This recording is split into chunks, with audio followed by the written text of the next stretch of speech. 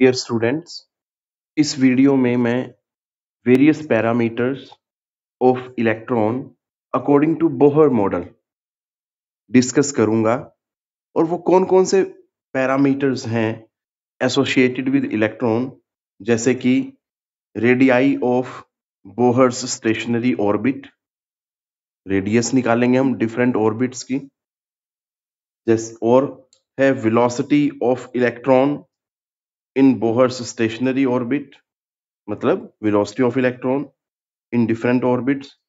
फिर हम निकालेंगे frequency of electron in different orbits, then total energy of electron, और लास्ट जो है that is origin of spectral lines on the basis of Bohr's model. तो ये वेरियस पैरामीटर्स हैं जो हम डिस्कस करेंगे और देखेंगे कि इनकी वैल्यू डिफरेंट स्टेशनरी ऑर्बिट्स के लिए क्या क्या आती है। So moving towards first parameter, that is radii of Bohr's stationary orbit. We know from second postulate of Bohr's model, mvr is equal to nh upon 2 pi। इस second postulate से हमें पता है बेटा कि एंगुलर मोमेंटम जो होता है that is integral multiple of h upon 2 पाई। इसको हम दे देते हैं नंबर 1। यहां से v की वैल्यू निकाल लेते हैं, NH upon 2 pi m are. Clear? ये नंबर दे देते हैं इसको 2। ठीक, अब हमें जो है फर्स्ट पोस्टुलेट से ये पता होता है कि भैया mv square by r is equal to k Z e square by r square. ये फर्स्ट पोस्टुलेट से पता है हमें। अगर मैं ये v की वैल्यू इस एक्सप्रेशन में यूज कर लूं तो क्या होता है, देखें जरा। यूजिंग 2 in 3 क्या मिलता है हमें, देखें। m n h upon 2 pi m r whole square, और यहाँ डिवीजन में फिर एक ये r है, is equal to k Z e square by r square. इसको मैं खोल देता हूं क्योंकि पूरे ब्रैकेट पे स्क्वेयर है, तो इसको जरा एक बार सोल्व करते हैं, हम देखते हैं क्या आता है। तो m n square h square r 4 pi square m square r square is equal to k Z e square by r square. अब यहां पे देखें, अगर आर स्क्वेयर से आर स्क्वेयर कैंसिल हो गया, अब ये एक आर रह गया। आपको क्या निकालना है, रेडियाई, मतलब आर चाहिए, रेडियस। ठीक है, तो आर को हम इधर ले जाएंगे और बाकी सबको दूसरी साइड ले आएंगे। तो क्या बनता है ये expression, r is equal to, देखो जरा, r is equal to n square by z, और सारी चीजें बाकी सब जो है ब्रैकेट में रख देते हैं, H square upon k e square 2 pi square m, this all is placed in bracket. अब ये सारी चीजें देखो कांस्टेंट हैं, अगर हम ध्यान से देखें this all is constant, H Planck's constant है। क्लियर? फिर के इलेक्ट्रोस्टैटिक कांस्टेंट है, जिसकी वैल्यू 1/4 पाई एप्सिलॉन नॉट ही होती है, तो इसकी सीधी सीधा वैल्यू होती है हमारे पास 9 × 10⁻⁹। ई चार्ज होता है, 2 पाई कांस्टेंट अगेन, फिर m mass of electron again constant. तो ये सारा ही क्या है हमारे पास, कांस्टेंट। हम इसको अलग से सोल्व कर लेते हैं और इसकी जो वैल्यू आती है वो क्या आती है, that is r is equal to n square by z into 5.29 into 10⁻, that is -11 metre. क्योंकि देखो ये चीज तो सभी के साथ आनी है, सभी रेडियाई के साथ आनी है, तो इसका मतलब एक तरह से ये कॉमन है। जो फैक्टर रोल प्ले करेगा that is an square and Z. Clear? ये कांस्टेंट है, अगर इस कांस्टेंट को मैं हटाऊंगा तो क्या होगा, r is proportional to n square by z. अब इन दोनों के बारे में हमें डिस्कस करना है और फिर देखते हैं कि वेरियस स्टेशनरी ऑर्बिट्स की जो रेडियस हैं वो क्या क्या होती हैं। हमने देखा कि जो आर है radii that is proportional to n square by z. अब हम दोनों ही पैरामीटर्स को एन और जेड को सेपरेट कर देते हैं बेटा। तो r is proportional to n square and r is inversely proportional to z. Z क्या है? Atomic number. ठीक है। अब वो कहता है कि अगर मुझे हाइड्रोजन के लिए डिस्कस करना हो तो फॉर हाइड्रोजन जेड क्या है बेटा? For hydrogen z is equal to 1। तो उस सिचुएशन में क्या हो जाएगा, हाइड्रोजन के लिए जो रेडियाई है डिफरेंट स्टेशनरी ऑर्बिट्स की that is proportional to n square. तो अगर इसमें एन क्या है? एन क्या है? Number of orbit. अगर मुझे फर्स्ट ऑर्बिट की रेडियाई निकालनी है तो that is proportional to 1 square. अगर सेकंड ऑर्बिट की रेडियाई निकालनी है तो that is proportional to 2 square. फिर थर्ड की 3 स्क्वेयर। सो इस तरह से वेरियस स्टेशनरी ऑर्बिट्स की रेडियाई होंगी। सो क्या होगा, radii of stationary orbits are in the ratio 1 square is to 2 square is to 3 square. इस तरह से हम बोल सकते हैं और इसी के बेसिस पे हम ये भी कह सकते हैं कि भैया जो स्टेशनरी ऑर्बिट्स हैं वो इक्वली स्पेस्ड नहीं हैं। क्लियर है? मतलब ये हुआ कि अगर ये न्यूक्लियस है तो ये फर्स्ट ऑर्बिट है और फिर ये सेकंड ऑर्बिट है। गैप देखो मैंने बढ़ा दिया, ये न्यूक्लियस, ठीक है जी, न्यूक्लियस, ये फर्स्ट ऑर्बिट और ये सेकंड ऑर्बिट। गैप देखो आप, यहां से यहां का और यहां से यहां का, यू कैन कंपेयर। ठीक है, तो इस तरह से हम बोल सकते हैं। So this is the expression for radii of Bohr's stationary orbit. Clear? अब हम दूसरा पैरामीटर डिस्कस करने जा रहे हैं, that is velocity of electron in Bohr's stationary orbit. From Bohr's first postulate, we know that mv square by r is equal to kz e square by r square। यहां से हम इसको r को एक इससे कैंसिल कर देते हैं, तो r का एक्सप्रेशन क्या आया, r इज इक्वल टू, ये r उधर चला गया और ये mv स्क्वायर नीचे आ गया, that is kz e square by mv square. ठीक है बेटा? अब अगर हम सेकंड पोस्टुलेट देखें बोहर का, वो क्या कहता है, m v r is equal to n h upon 2 pi. यहां से भी आर की वैल्यू निकालें अगर, तो r is equal to n h upon 2 pi m v. ये नंबर 2। दोनों ही रेडियाई के लिए एक्सप्रेशन है। अगर मैं दोनों को इक्वेट कर दूं फ्रॉम 1 एंड 2 तो क्या मिलता है भाई, k Z e square by m v square is equal to n h upon 2 pi m v. एक वी से भी कैंसर। अब मुझे क्या निकालना है, वेलोसिटी। एक वी की टर्म रह गई है तो इसको इधर रखना है, बाकी सभी को उधर ले जाना है। क्या मिलेगा हमें, देखें जरा। तो बेटा जी v is equal to k Z e square 2 pi m by n h M.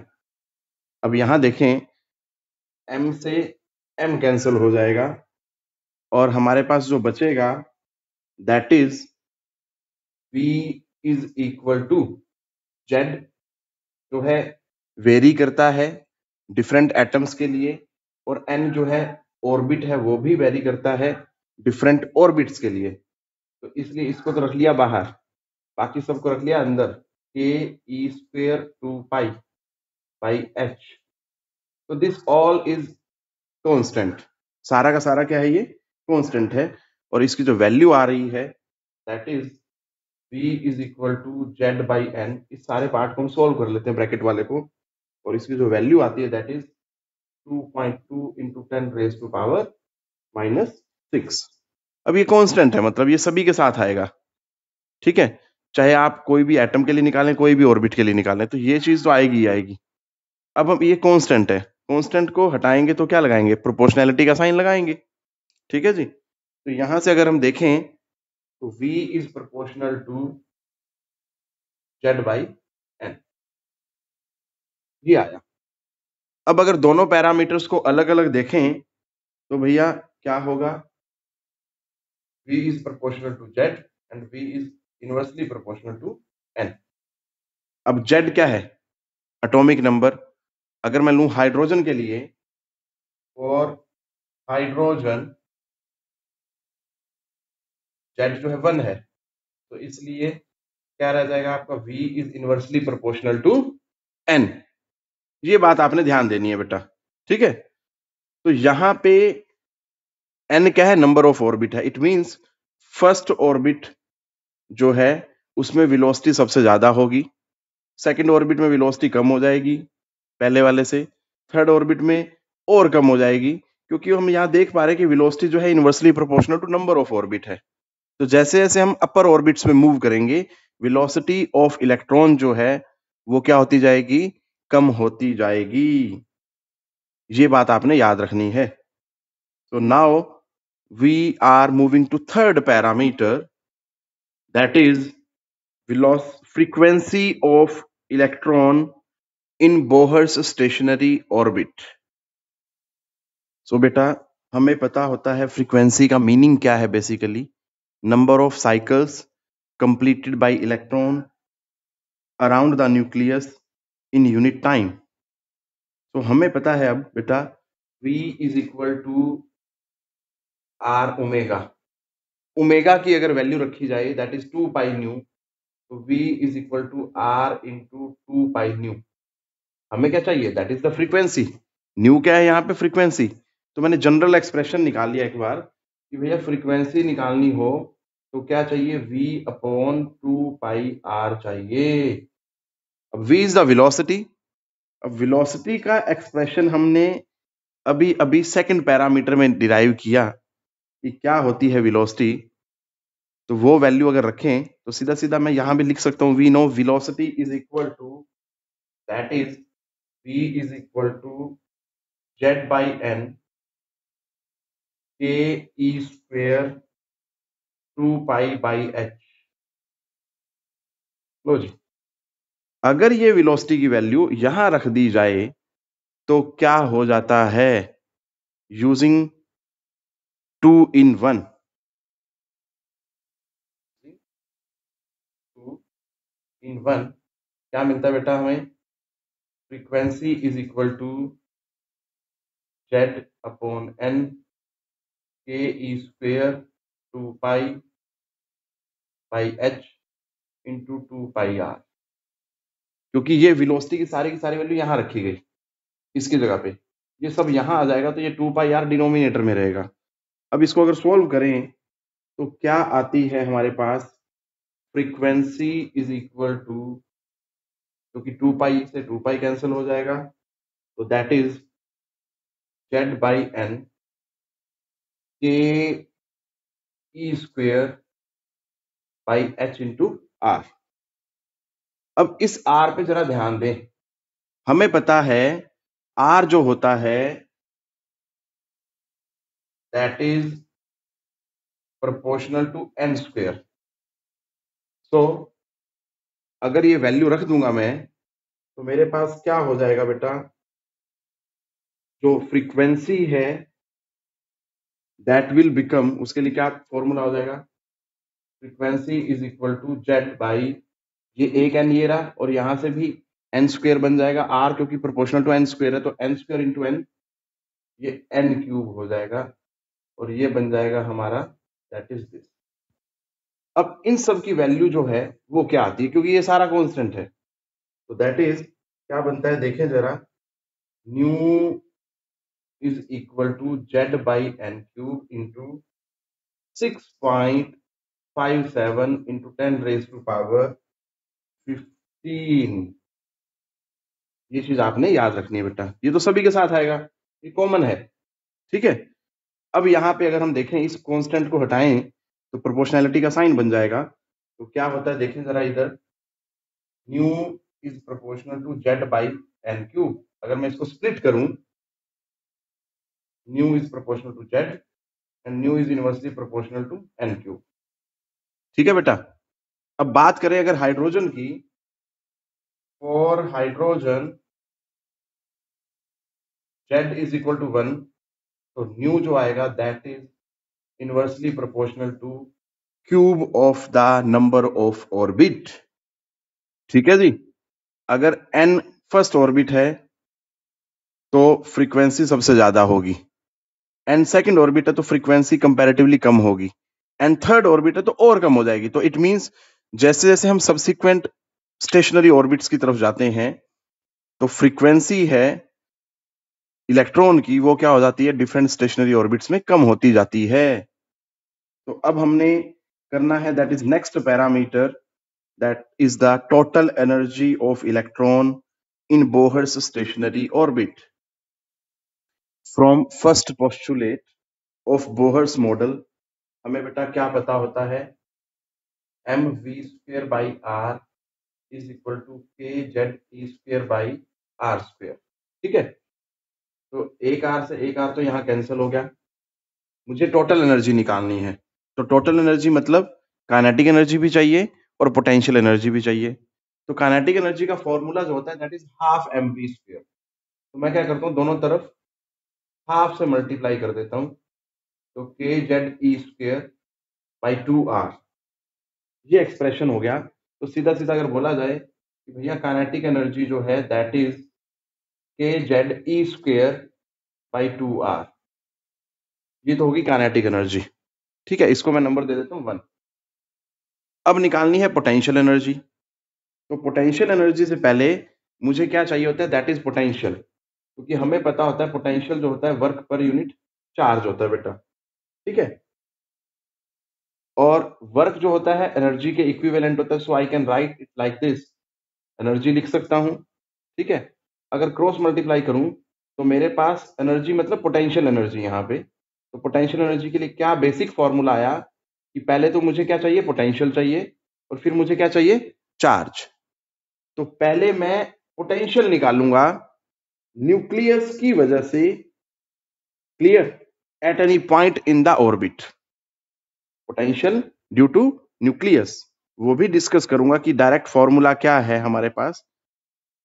तो और क्यों क्या है, चार्ज ऑन द इलेक्ट्रॉन, क्योंकि मुझे क्या निकालना है, पोटेंशियल एनर्जी ऑफ इलेक्ट्रॉन निकालना बेटा। तो सबसे पहले मेरे पास यहाँ पे क्या निकालना है मुझे, that I have to find out the potential due to nucleus at any point in the orbit. तो देखो क्या होता है, अगर मुझे पोटेंशियल निकालना है due to nucleus at any point in orbit, तो बेटा हमारे पास सबसे पहले बेसिक फॉर्मूला पता होना चाहिए जो हमने फर्स्ट यूनिट में पढ़ा होता है, V is equal to q upon 4 pi epsilon naught R। अब इसमें मॉडिफिकेशन करते जाइए, क्यू क्या, चार्ज, तो यहां पे न्यूक्लियस की वजह से निकालना। अब हमें बेटा न्यूक्लियस पे चार्ज कितना होता है वो वैल्यू रखनी है, दैट इज Ne, और डिवीजन में क्या है बेटा हमारे पास, वो सारा का सारा एज इट इज। तो अब हमें पता है कि 1/4 पाई एप्सिलॉन नॉट जो होता है दैट इज के। ठीक है बेटा जी, तो ये क्या बन जाएगा, दैट इज के, ये तो हो गया के। अब एन जो है यहां पे, क्योंकि मुझे न्यूक्लियस पे निकालना है, तो न्यूक्लियस पे चार्ज मतलब चार्ज नंबर या एटॉमिक नंबर, तो एन को मैं रिप्लेस कर सकता हूं बाय जेड, तो जेड ई। ठीक है बेटा, और ये बाई में क्या है हमारे पास, दैट इज आर, ये बात ध्यान देनी है। सो ये तो हमारे पास आया पोटेंशियल ड्यू टू न्यूक्लियस। अब मुझे निकालनी है पोटेंशियल एनर्जी, तो पोटेंशियल एनर्जी ऑफ इलेक्ट्रॉन क्या होगी बेटा, दैट इज ये potential into charge on electron. अब चार्ज इलेक्ट्रॉन पे क्या होता है, that is minus e into में k Z e upon r. So that will become बेटा क्या हो जाएगा हमारे पास, minus k Z e square by r. ये आ गया मेरे पास पोटेंशियल एनर्जी। लो जी, ये नंबर 2। अब मेरे पास काइनेटिक एनर्जी भी आ गई, पोटेंशियल एनर्जी भी आ गई, मुझे निकालना है total energy. So for that I will be adding both these. तो एडिंग 1 एंड 2 हमें क्या मिलता है, kinetic energy plus potential energy. तो ये हमने काइनेटिक एनर्जी का एक्सप्रेशन लिखा जो निकाला था, ये पोटेंशियल एनर्जी का लिखा। ठीक है। अब अगर हम ध्यान से देखें तो बेटा जी यहाँ पे ये 2 डिवीजन में आ रहा है, मतलब ये 1/2 है और यहाँ पे सिंपली क्या है, 1 है।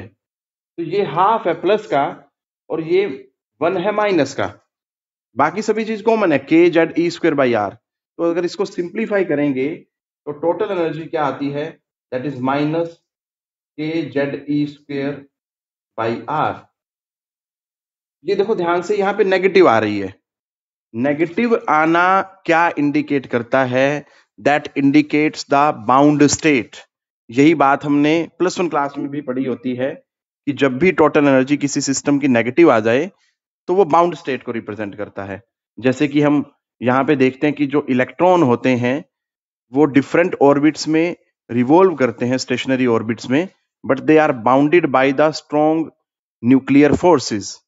ठीक है, न्यूक्लियस उनको बांध के रखता है by the strong nuclear forces. ठीक है, और दूसरे जो है यहाँ पे इलेक्ट्रोस्टैटिक फोर्स ऑफ अट्रैक्शन भी होती है between the nucleus and electrons. ठीक है बेटा, तो ये चीज याद रखनी है। अब अगर मैं इसको फर्दर सिंप्लीफाई करूं, सारी वैल्यूज रखने के बाद अगर मैं यहाँ आर की वैल्यू रख दूं तो क्या आता है टोटल एनर्जी, देखो। सो हमें क्या मिलता है, अगर हम आर की वैल्यू डाल दें तो total energy is equal to -13.6 into z square by n square electron volt. ये याद रखना है, जो एनर्जी का ये जो एक्सप्रेशन है that is in electron volt. Energy यहाँ इलेक्ट्रॉन वोल्ट में आएगी। अब ये चीज तो देखो कॉमन है, तो अगर मैं सीधा सीधा बात करूं, -13.6 जो है वो कॉमन है, तो उसके लिए हमारे पास क्या आता है, टोटल एनर्जी। अगर मैं बात करूं हाइड्रोजन के लिए, फॉर हाइड्रोजन, हाइड्रोजन में क्या हो जाएगा बेटा, जेड की वैल्यू क्या आ जाएगी, 1 आ जाएगी। तो that will become -13.6 by n square electron volt. और यहाँ पे अगर हम देखें तो that is inversely proportional to n square. ठीक है, अगर मुझे फर्स्ट ऑर्बिट में निकालना होगा तो एन की वैल्यू 1, अगर सेकंड ऑर्बिट की निकालनी होगी तो एन की वैल्यू 2, अगर थर्ड ऑर्बिट की निकालनी होगी एन की वैल्यू 3। तो इसी तरह से चलते चलेंगे। हाइड्रोजन के लिए हमें वेरियस ऑर्बिट्स में टोटल एनर्जी मिलती जाएगी। ठीक है बेटा, अगर किसी और एटम के लिए निकालना हो तो हमें ये एक्सप्रेशन लिखना है, वहां पे जेड की वैल्यू आएगी, उस पर्टिकुलर एटम का एटॉमिक नंबर आ जाएगा, बस दैट्स इट। इतना सा चेंज है जो आपने ध्यान रखना है। अब हम नेक्स्ट पैरामीटर पे चलेंगे, that is origin of spectral lines. अगर हम मान लें कि E1 जो है total energy of electron in inner orbit है और E2 जो है that is total energy of electron in outer orbit. तो बेटा जी हमें पता है बोहर्स का थर्ड पोस्टुलेट, उसके अकॉर्डिंग देखा था हमने कि एच न्यू जो होता है that is equal to E2 minus E1। ये है energy of electron in outer orbit, ये है energy of electron in inner orbit. अब हमें पता है न्यू क्या होता है, that is C by lambda, that is E2 minus E1।